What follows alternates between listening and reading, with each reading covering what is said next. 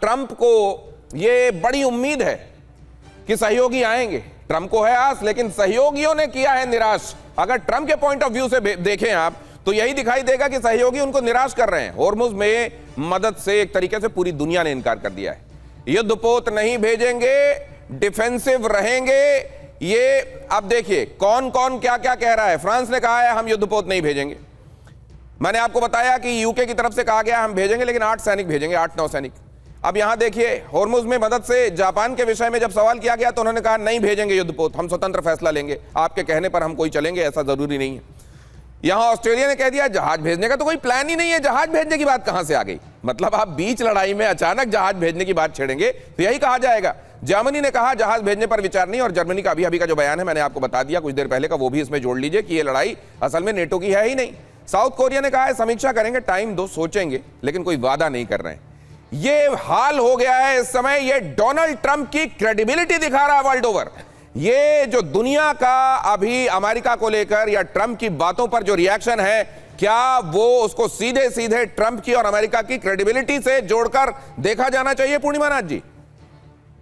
Sir, ये पिछले 1 साल में अपने सारे लीडर्स, वर्ल्ड लीडर्स को आपने इंसल्ट किया, ह्यूमिलेट किया, रिडिक्यूल किया। आज उनके पास जाके आप भीख मांग रहे हो, लेकिन ऐसे कह रहे हो जैसे कि वो भीख ना ही लगे। अनफॉर्चुनेटली सर, ये कर्मा कहते हैं, इसी को कर्मा कहते हैं। और ईरान की ये जीत इसीलिए है कि उन्होंने हार नहीं मानी। और यही सिचुएशन मैं समझती हूँ, अगर कोई और कंट्री होती तो ये सिचुएशन में हार मान जाते, जैसे वेनेजुएला में हुआ है। Venezuela model didn't work here. लेकिन आप देखिए पिछले 100 साल की कोई भी एग्जांपल उठा के देखिए, डेल्सी रॉड्रिगस कोई आसमान से लेके नहीं आए, सब घूस देने वाले हैं लोग। ये ट्रम्प के इनॉग्रेशन फंड में 2017 में $500,000 दे के बैठी हुई। This is her ticket to become the president. वो पपेट हो ना हो, फर्क नहीं पड़ रहा। She needed the position, she wanted the position. उसके लिए वो अपने सोल को भी सेल करने के लिए तैयार थी। This is what we have seen over and over again in historical instances, and that's what didn't happen in Iran। उनको लगता है कि ईरान में अभी भी वो अपॉर्चुनिटी है सर, और ऐसे डेल्सी रॉड्रिगस के जैसा 2-3 ऐसे ये बहुत बड़ी बात कह रही हैं पूर्णिमा नाथ जी। मिल जाएंगे। पूर्णिमा नाथ जी बता रही हैं कि किस तरीके से मादुरो को वेनेजुएला से हटाने के बाद डेल्सी वहां कुर्सी पर बिठाई गई, लेकिन डेल्सी ने उसकी कीमत पहले ही ट्रंप को चुका दी थी ताकि वो कुर्सी पर बैठी रहें। मतलब वो वैसे ही चाह रहे थे कि किसी पपेट को यहां ईरान में बिठाएंगे, लेकिन वो वाली बात ईरान में हो नहीं रही है। और दूसरी बात उन्होंने महत्वपूर्ण जो कही कि आज कोई साथ नहीं दिखाई दे रहा है, क्योंकि आपने सबको गालियां दी हैं, सबको नीचा दिखाया है, सबको यह दिखाया है कि आप डोनाल्ड ट्रंप के सामने कुछ नहीं है। ग्रीनलैंड वाला मामला दिखाकर आपने यूरोप को जिस तरीके से इनसिक्योर महसूस कराया, उसके बाद आप कह रहे हैं नेटो को आना चाहिए, हमारी लड़ाई लड़नी चाहिए। जनरल सिवाच, ये क्या ट्रंप को अंदाजा नहीं था कि जब मैं पूरी दुनिया से वैर ले लूंगा और मुझे जरूरत पड़ सकती है कभी? आज पड़ गई होर्मुज में जरूरत। हाँ बिल्कुल, देखो दिनेश, सच्चाई है, आज सच्चाई उनके सामने आ रही है कि वो अकेले पड़ गए। आज उनके साथ कोई नहीं खड़ा हुआ। उसकी 3-4 वजह है। अगर आप देखें स्टेट ऑफ हार्मुज जो है, इसकी लड़ाई कोई कन्वेंशनल लड़ाई नहीं, ये एसिमेट्रिक वारफेयर है, और इसका भरपूर इस्तेमाल कर रहा है ईरान। और ईरान एक प्रकार से उसका लीवरेज लेके पूरा प्रेशर डाला। आप ये देखें, जिस देश की एयर पावर नहीं है, एयर डिफेंस सिस्टम बिल्कुल न्यूट्रलाइज हो गया है, नेवी नहीं है। सर बीच में रोककर आपसे एक बात, क्योंकि एम्बेसडर साहब भी ये बात कह रहे हैं कि जिस तरह से वो मार खा रहा है उसके पास बहुत ज्यादा असलहा बचा नहीं है। कितने दिन और लड़ रहेगा? होर्मुज को भी कितने दिन बंद रख लेगा? देखो, मुझे लगता है कि जो बात हो रही है, हाँ, कि कितना असला है, तो आज कोई भी उसको हम एसेस नहीं कर सकते, मगर काफी है, अभी नहीं हाथ खड़े करेगा।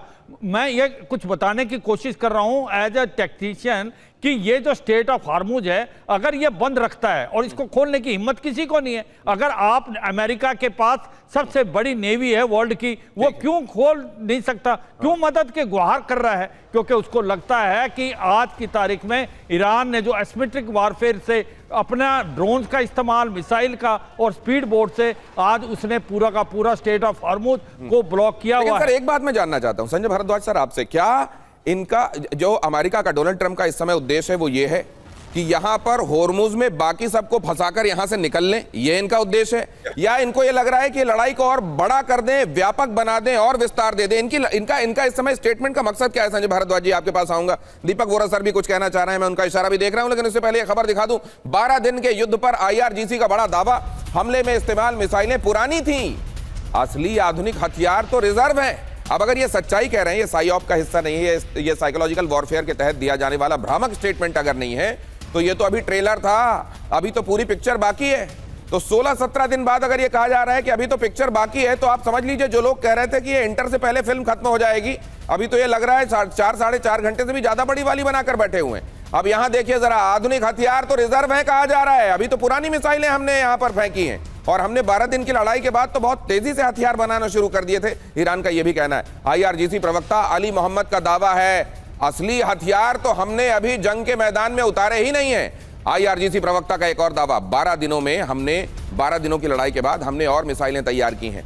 युद्ध के दौरान भी मिसाइलें बन रही थी। IRGC प्रवक्ता अली मोहम्मद का दावा, उन्होंने कहा 12 दिनों में नहीं, असल में उन्होंने कहा है 12 दिनों की लड़ाई के बाद, 12 दिनों की लड़ाई के दौरान भी और उसके बाद भी हमने बहुत तेजी से मिसाइलें बनाई हैं, उन्होंने ये बात भी कही है।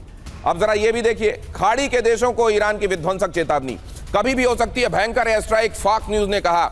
दुबई और दोहा के रिहायशी इलाकों को खाली करने की चेतावनी, अमेरिका को जमीन देने की सजा मिलेगी, यह भी कहा जा रहा है। ईरान ने कहा है अमेरिका को अपने बेसेस बनाने के लिए तुमने जमीन दी, तुमको इसका नुकसान भुगतना पड़ेगा।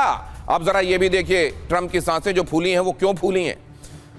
अमेरिका फर्स्ट वाली जो आक्रामक नीति है उसको ठीक तरीके से लागू करना था, या तो उसकी बात नहीं करना था, उसको ठीक तरीके से लागू करना था।